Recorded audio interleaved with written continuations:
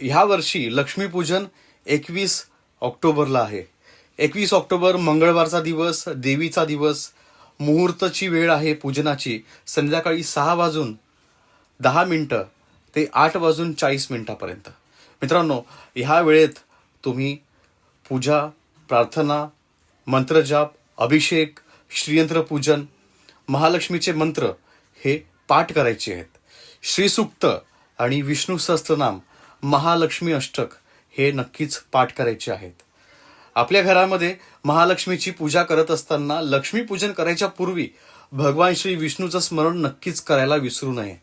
ओम नमो भगवते वासुदेवाय हा 21 वेळा मंत्रजाप करून महालक्ष्मीची पूजेचा आरंभ करायचा आहे. ज्या ठिकाणी भगवान श्री विष्णू तिथेच लक्ष्मी असते. लक्षात घ्या, बऱ्याचदा चुकून आपल्याकडनं भगवान श्री विष्णूचं स्मरण करणं राहून जातं.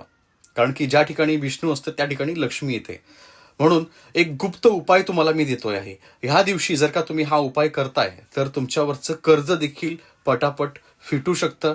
परंतु हा उपाय किती दिवस करायचा आहे तर लक्ष्मीपूजनापासून 11 मंगळवार म्हणजे लक्ष्मीपूजनाचा पहिला मंगळवार पंचामृत हे पिंपळाच्या झाडाला अर्पण करायचं आहे. एक तुपाचा दिवा लावून 11 प्रदक्षिणा पिंपळाच्या झाडाला मारायच्या आहेत. ह्या दिवशी तुम्ही सकाळी किंवा संध्याकाळी कधीही करू शकता.